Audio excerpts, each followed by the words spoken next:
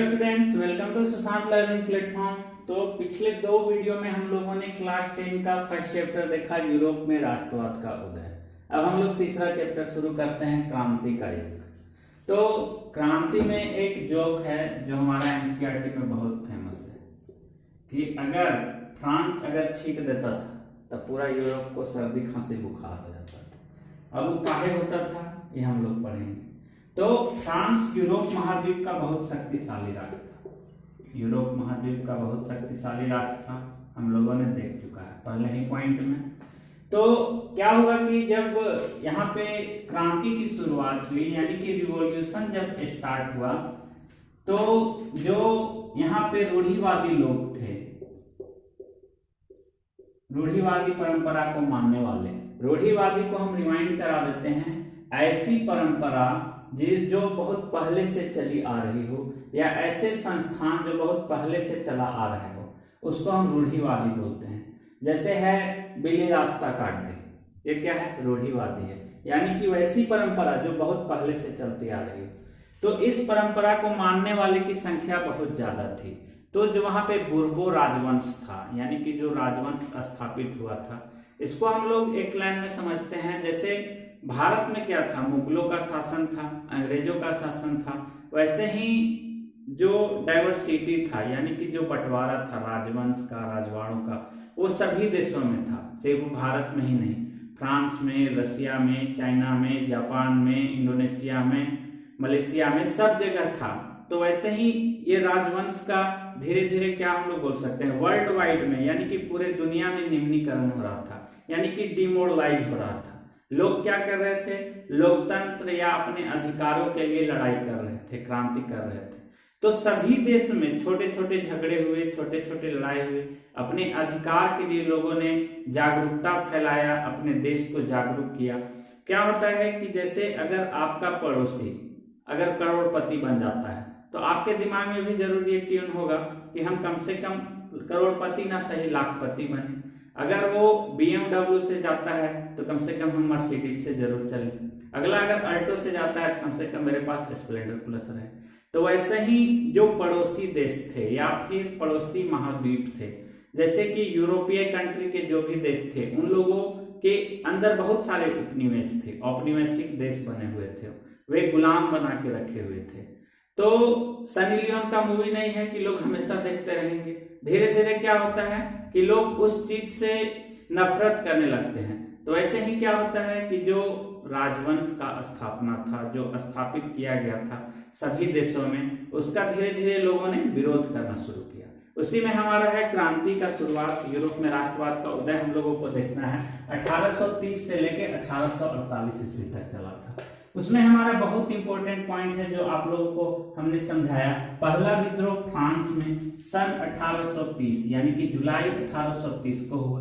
किसके खिलाफ? बुर्बो राजवंश, यानी कि बुर्बो राजा के खिलाफ हुआ, जिन्हें कि 1815 के पश्चात रूढ़िवादी प्रतिक्रिया के दौरान सत्ता में बहाल किया गया था। ओके, तो अब क्या हुआ कि जो उदारवादी लोग थे, उदारवादी का मतलब हम आप लोगों को समझाए थे, लेकिन फिर एक बार रिमाइंड कर देते हैं। उदारवादी से मतलब ये था कि लोगों को आजादी मिले, उन्हें पूर्ण हक था कि हम आजादी लें। तो जो उदारवादी होते थे, यानी कि रेडिकल समूह के लोग, उनका कहना था कि ऐसी सरकार स्थापित हो जो लोगों के सहमत से हो, यानी कि लोग उसमें एग्री हो, उसके लिए एग्री हो, जो राजा को पसंद करते हैं, वैसा संविधान चाहते थे उदारवादी लोग। तो जो यहाँ पे रूढ़िवादी प्रतिक्रिया, यानी कि जो रूढ़िवादी परंपरा के दौरान सत्ता बहाल हुआ था बुर्बो राजा का, उसको इन्होंने क्या किया? उदारवादी लोग खत्म कर दिया। उसके बाद क्या होता है, वहां पे एक संवैधानिक राजतंत्र की स्थापना की जाती है। संवैधानिक राजतंत्र, अब बहुत लोगों के मन में सवाल उठेगा कि संवैधानिक राजतंत्र क्या है। तो ऐसा राजतंत्र जो कि दो समूहों में बटा हुआ है, यानी कि जिसमें अभी हमारा इंडिया में क्या है, जैसे यहाँ पे संघ राज्य है। संघ का मतलब होता है यानी कि केंद्र सरकार, राज्य सरकार और पंचायती सरकार। वैसे ही संवैधानिक है। संवैधानिक का मतलब हर एक स्तर का एक अपना सरकार हो, अपना गवर्नमेंट हो। सेकेंड पॉइंट है हमारा, जिसका अध्यक्ष कौन था? लुई फिलिप था।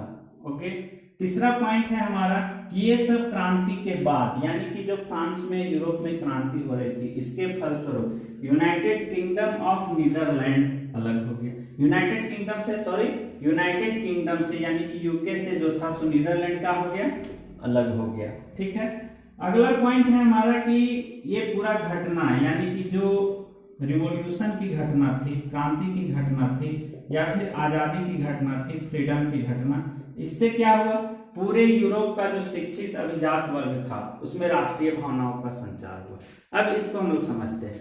जैसे क्या हुआ कि जो शिक्षित लोग थे, हम लोग राष्ट्रवाद में देखे थे, राष्ट्रवाद के पॉइंट में क्लास 9 में भी पढ़े थे। राष्ट्रवाद क्या होता है, ऐसी भावना जो देश के लिए लोग कुछ करना चाहते हैं। जैसे राष्ट्रवाद किसे बोल सकते हैं, क्या हम राष्ट्रवाद हैं, क्या आप राष्ट्रवाद हैं, इसको हम कैसे डिफाइन करेंगे। तो जो लोग, यानी कि अगर कोई पत्रकार है तो सिर्फ देश के लिए कार्य कर रहा है, देश के साफ सफाई के लिए, देश के शिक्षा के लिए, देश की तरक्की के लिए, देश की आर्थिक अर्थव्यवस्था के लिए। वैसे ही कोई छात्र अगर राष्ट्र को आगे ले जाने के लिए, ऐसा नहीं कि जो बॉर्डर पे झगड़ा कर रहे हैं, देश को सेफ्टी कर रहे हैं, जो बचा रहे हैं, वही उन्हीं में राष्ट्रवाद की भावना नहीं है। अगर आप रोड पे चल के पान खा के नहीं थूक रहे हैं तो भी आपके अंदर राष्ट्रवाद है, यानी कि आप देश को साफ रखना चाहते हैं। तो राष्ट्रवाद की भावना क्या हुआ, धीरे धीरे बढ़ने लगा, यूरोप के लोगों में भी राष्ट्रवाद की भावना जगने लगी। तो राष्ट्रीय भावना के बाद क्या होता है, यूनान का स्वतंत्रता संग्राम होता है। ओके, अब यूनान का स्वतंत्रता संग्राम क्यों हुआ, ये 1821 में हुआ, यूनानियों की आजादी के लिए शुरू हो गया। नेक्स्ट पॉइंट हम लोग देखते हैं। अगला पॉइंट है हमारा रोमानी विद्रोह। रोमानी कल्पना क्या थी, तो इसको हम लोग एक एग्जाम्पल से समझते हैं। जैसे क्या होता है, जैसे भारत में राष्ट्रवाद हुआ, तो जब यहाँ पे नील विद्रोह हुआ, नील विद्रोह क्यों हुआ, क्या हुआ कि चंपारण में अंग्रेजों के द्वारा टैक्स बढ़ा दिया गया, लगान बढ़ा दिया गया, और जो फसल उगाने वाली भूमि थी उस पे नील का उत्पादन होने लगा। तो जिस कारणवश क्या हुआ, वहां पे विद्रोह किया गया भारतीय लोगों के द्वारा। वैसे ही यूरोप में जो किसान थे, जब राष्ट्रवाद की भावना जो लोगों में जगी, तो बहुत सारे ऐसे लोग थे जो रूढ़िवादी परंपरा को मानते थे या फिर उदारवाद को मानते थे। तो समाज दो भागों में बटा हुआ था।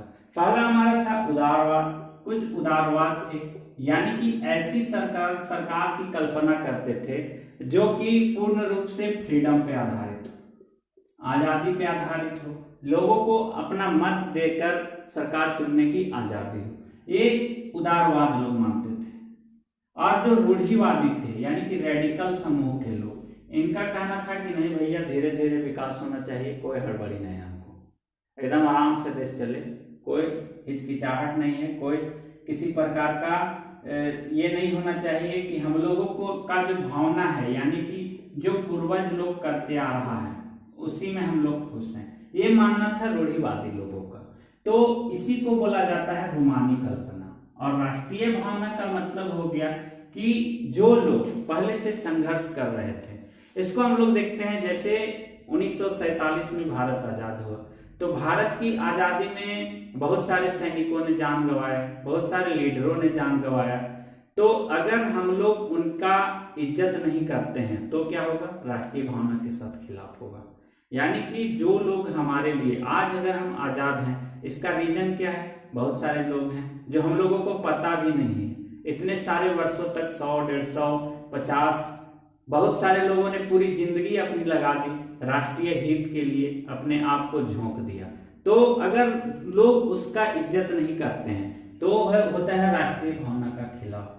तो रूढ़िवादी लोगों का मानना था, इन लोग अपने आप को रूढ़िवादी परंपरा से जोड़ के, यानी कि राष्ट्रवाद को, राष्ट्रीय भावना को और रूढ़िवादी परंपरा को ये एक ही मानते थे, यानी कि जोड़कर मानते थे आपस में। ठीक है, कि यहाँ का जो मंदिर है हमारे महाद्वीप का या पूरे जो साम्राज्य में मंदिर है, यानी कि जो व्यवस्था किया गया है पूर्व राजाओं के द्वारा, उसकी भावनाओं को आहत न करते हुए काम किया जाए देश में। तो दो समाज में बटा हुआ था, उसी को राष्ट्रीय भावना कहा जाता है। यानी कि रूढ़िवादी परंपरा को मानने वाले लोग राष्ट्रीय भावनाओं को एक साथ जोड़ के देखते थे। तो ये क्लियर है हमारा। अब अगला पॉइंट आता है हमारा भूख, कठिनाई और जन विद्रोह। तो क्या होता है कि जैसे किसी के फैमिली में 5 लोग रहते हैं, ठीक है, 5 का शादी हो जाता है, 5 का बाल बच्चा हो गया और मात्र 5 कट्ठा जमीन है।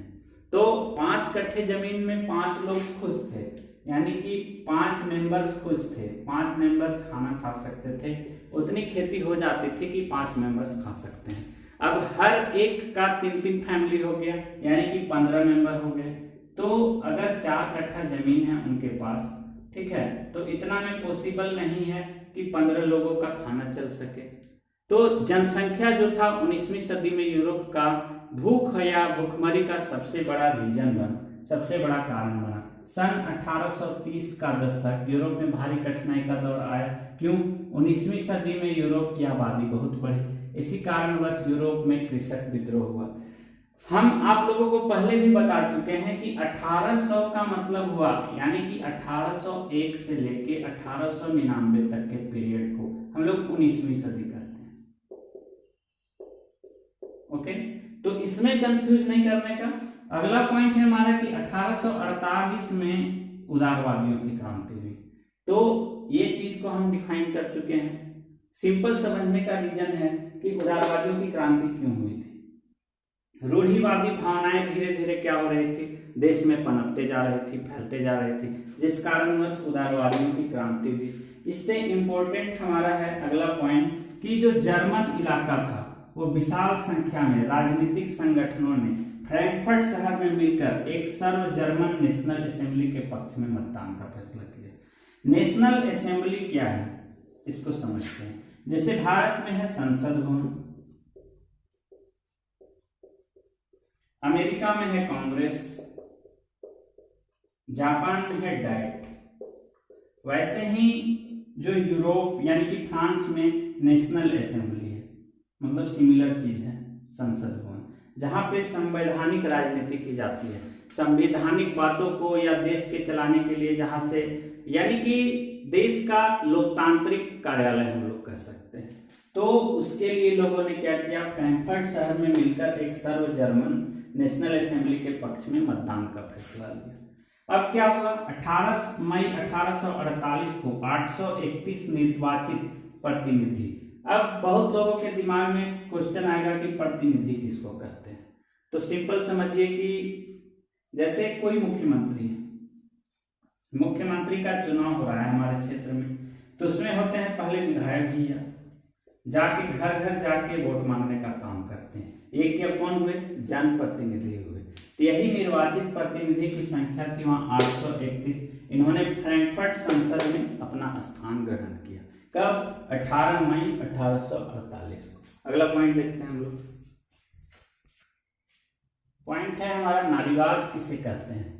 तो स्त्री पुरुष की सामाजिक, आर्थिक एवं राजनीतिक समानता सोच के आधार पर महिला हित का बोध का न्याय करना क्या कहलाता है, नारीवाद कहलाता है।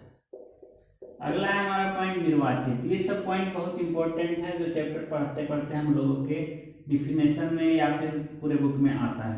निर्वाचित लोग यानी कि जो मतदान द्वारा चुने गए व्यक्ति होते हैं, उन्हें हम निर्वाचित, वोट डालने के बाद जिनकी जीत होती है उनको हम क्या बोलते हैं, निर्वाचित बोलते हैं। विचारधारा, विचारधारा एक खास प्रकार का सामाजिक एवं राजनीतिक दृष्टि को इंगित करने वाला विचार। जैसे सभी लोगों का विचारधारा क्या होता है, सभी लोगों का विचारधारा अलग अलग होता है। बहुत सारे लोग होते हैं, कोई है कि गांधी विचारधारा को मानता है, कोई गांधी को सही मानता है, कोई नेहरू को सही मानता है। तो वैसे ही जो समाज होता है अलग अलग विचारधारा पे डिपेंडेंट होता है।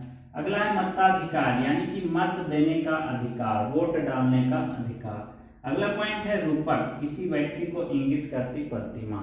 जैसे हमारे यहाँ भारतीय मुद्रा में गांधी जी की प्रतिमा होती है, वो क्या है, एक प्रकार का रूपक है। तो थैंक यू, आज के लिए इतना ही।